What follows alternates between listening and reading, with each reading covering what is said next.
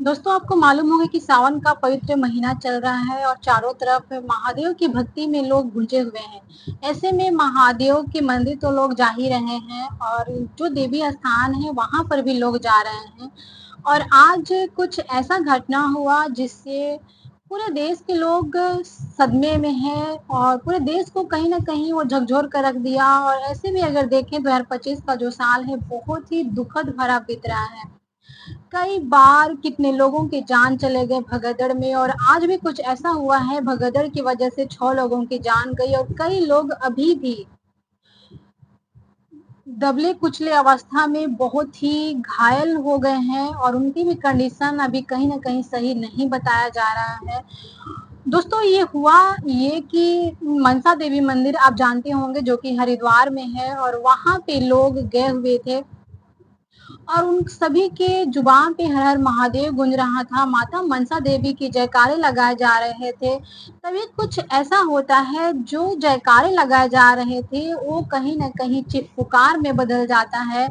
बिखरी चप्पलें दिखाई देने लगती है, खून से लथपथ शरीर पड़ जाता है, कितनों की जानें चली जाती है। जो लोग आप समझ सकते हैं कि माँ से दर्शन करने गए थे, भगवान से मिलने गए थे, वो कहीं न कहीं वो भगवान के पास ही चले जाते हैं। तो ऐसा क्या हुआ वहाँ पे, किस प्रकार की घटनाएँ हो गई, आइए इस वीडियो में जानते हैं। दोस्तों 27 जुलाई जैसे कि आज रविवार है, 27 जुलाई है और आज ही ये घटना हुआ हरिद्वार की मनसा देवी मंदिर में।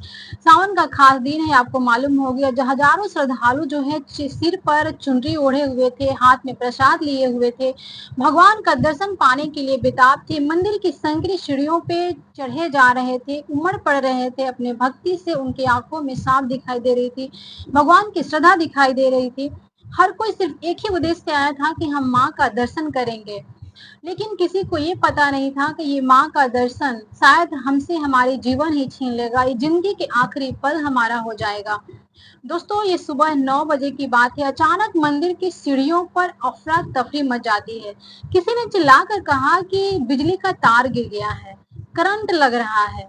अब बस इतना सुनते ही लोगों में अफरा-तफरी मच जाता है, लोग खुद को बचाने के लिए इधर-उधर भागते हैं और आप समझ सकते हैं कि जहाँ पर पूरा भीड़ हो, एक दूसरे से लोग सटे हुए हों और खुद को बचाने के लिए जब इधर-उधर होंगे तो क्या होगा? एक दूसरे पे वो गिरने लगते हैं और बुजुर्ग, महिलाएं, छोटे बच्चे सब के सब एक दूसरे पर गिरते हैं और दबले कुचले जाते हैं, भीड़ के नीचे दबने लगते हैं और ऐसे में कई लोगों की, जैसे बताया जा रहा है कि 6 लोगों की जान चली गई है और करीब 20-22 लोग से भी अधिक जो है वो घायल हो गए हैं। कुछ लोग जो हैं पेड़ पे चढ़ जाते हैं, कुछ चारदीवारी पे चढ़ फांद करके भागने की कोशिश करते हैं, कई लोग वहीं सीढ़ियों पे अपना दम तोड़ देते हैं। इस भगदड़ में दोस्तों 6 लोगों की मौत हो गई जिनमें महिलाएं और बच्चे भी शामिल हैं। 22 लोग बताए जा रहे हैं कि घायल हो गए हैं जिनमें 8 महिलाएं हैं, 7 बच्चे हैं।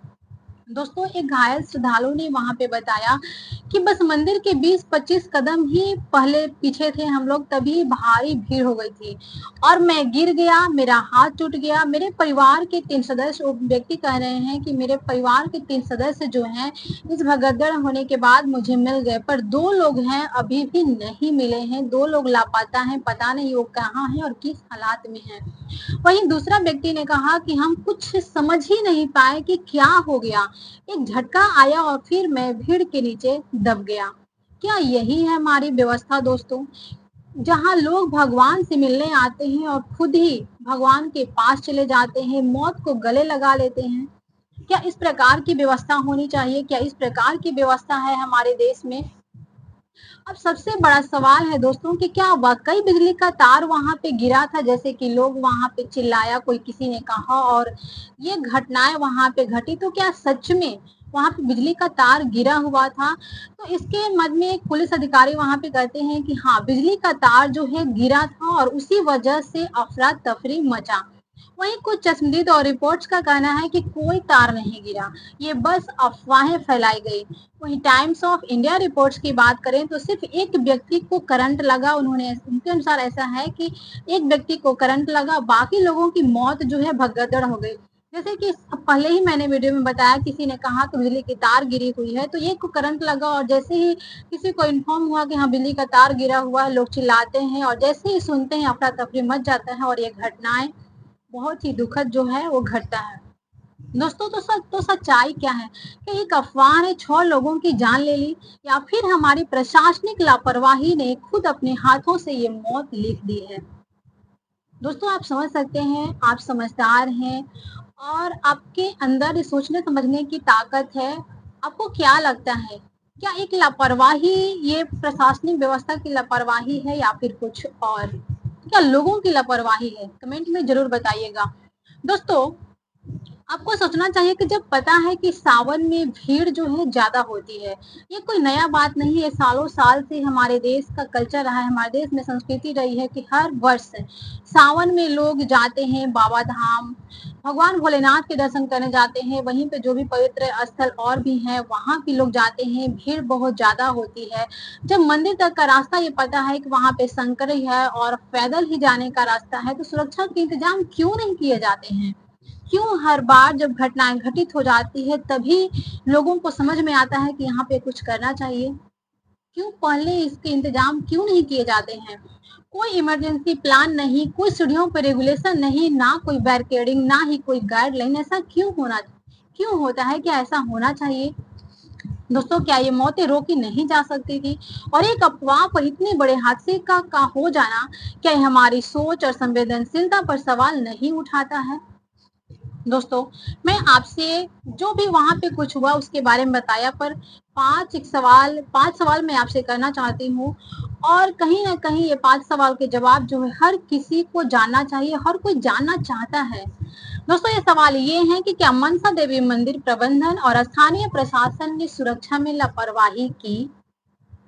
क्या हर बड़े धार्मिक आयोजन से पहले कंट्रोल प्लान तैयार नहीं किए जाने चाहिए? और थर्ड क्वेश्चन, जब अफवाह फैली तो कंट्रोल करने के लिए कितने गार्ड और पुलिसकर्मी वहां पे मौजूद थे? क्या सीसीटीवी फुटेज की जांच नहीं होनी चाहिए कि आखिर में वहां पे हुआ क्या?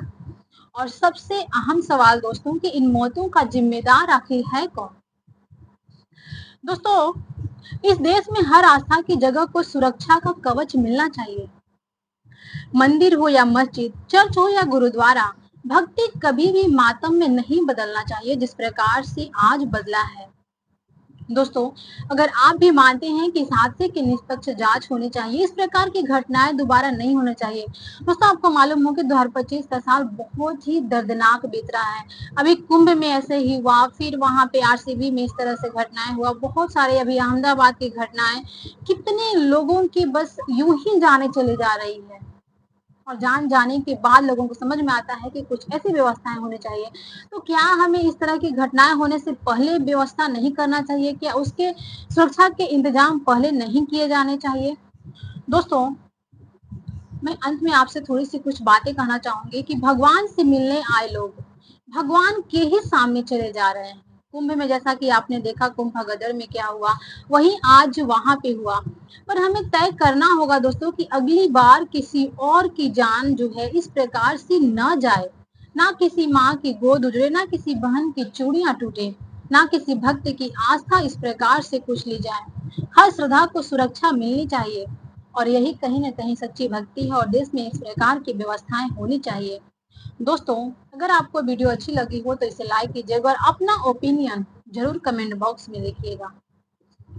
अगर वीडियो अच्छी लगी हो तो लाइक कीजिएगा, दोस्तों के पास शेयर कीजिएगा, चैनल पे नए हो तो सब्सक्राइब करके बेल आइकन जरूर प्रेस कीजिएगा। मिलते हैं नेक्स्ट वीडियो में, तब तक के लिए जय हिंद, जय भारत।